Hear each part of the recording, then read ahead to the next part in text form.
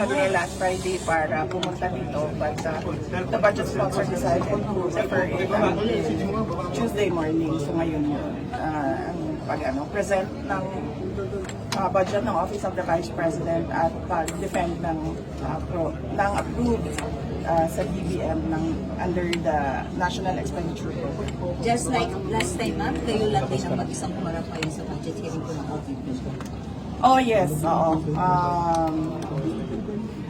Nag-usap kami ng mga kasamahan ko sa Office of the Vice President and syempre lahat ay apprehensive pa sa nangyari noon sa mga personnel. Nangyari noong